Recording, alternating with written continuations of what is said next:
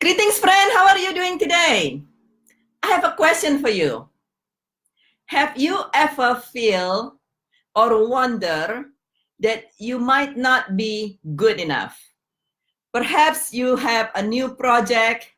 Perhaps you have a new propositions. Perhaps you have a new relationship. And you wonder if you just might not be good enough for this new work or something else's. Or perhaps some of us, I used to, simply feel just not good enough. I'm just not good enough. I'm not good. I'm not smart enough. I'm not beautiful enough. I'm not funny enough. I'm not joyful enough. I just have just feeling not good enough, even for when there is nothing special going on, and when there is nobody directly telling me when I'm not good enough, just feeling not good enough. And that is feeling not good enough or feeling fundamentally flawed is actually the second of the hidden barriers to success, the hidden barriers which is in riding in our subconscious mind that will delay us or even stopping us from becoming even more successful. The second one is the feeling fundamentally flawed. The first one, as we discussed, is to worry, a fear of burden of success. And the second one is feeling fundamentally flawed, feeling we're just not good enough to be a very, very, very successful business owner, not good enough to be a very, very successful mother. We're not good enough to be a very, very successful and wonderful wife, and any of those. For the longest times, I used to feel unlovable, that I am not good enough for love, and I don't deserve love. For the longest time, I had that running in my background. Can you imagine? And so the feeling fundamentally flawed. I know a person who feel that she is not good enough because she was adopted. She's an adopted child, and she felt that there must be something absolutely wrong with her for her own parents to not want her, and that that they gave her up for adoptions. And so, and only years later, toward the end of her life, for some reason, she didn't discover for the longest time, and neither did she actually look for the longest time, try to find out, but she didn't discover for the longest time that her parents, one of them actually passed away, and the other one was severely, have severe physical challenge. They could not have possibly taken care of her, and it's the kindest act of them to allow her to be adopted.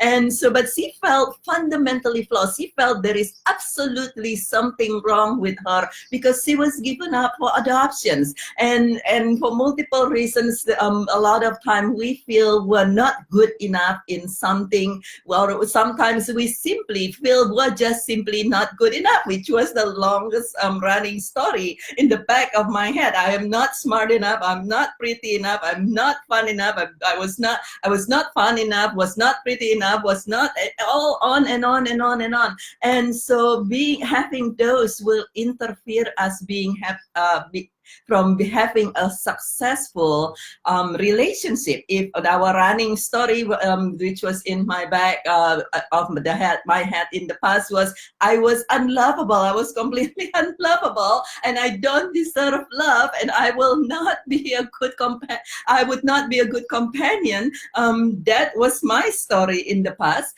and if that's the case, if that's something that's not good enough that you have, it will interfere you from having a wonderful, happy, joyful, loving relationships. And if we have I used to also have the not good enough. I used to have the I was not beautiful enough. I was not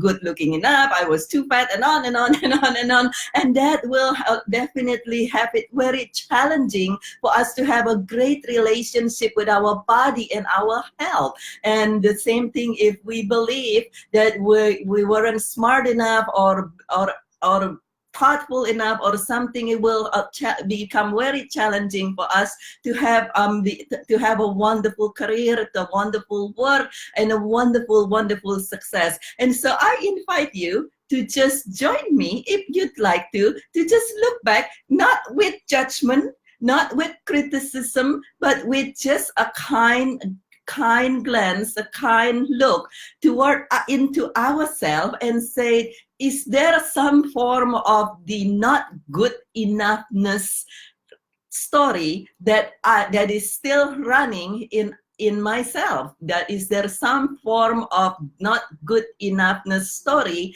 that you have running in the back of your head, like a background thing in your subconscious? And if you do, that's wonderful. That's called being human. And it's wonderful because now that we recognize that, we'll be able to shift it. We'll be able to shine a light of awareness that we are all wonderful, beautiful, amazing persons, amazing being in this world. And we're all different. We don't need to try to look like the models on catwalk, or we don't need to everybody become Einstein, nor do I particularly care about looking like Einstein. So we're all wonderful, we're all unique, and we are all absolutely not just good enough, but great.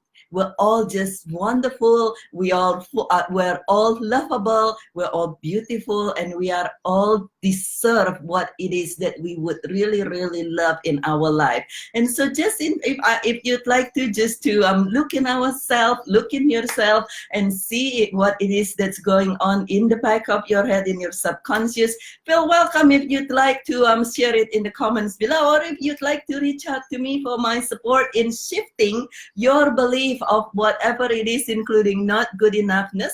Feel welcome to do that. Feel welcome to share this video with anyone you'd love.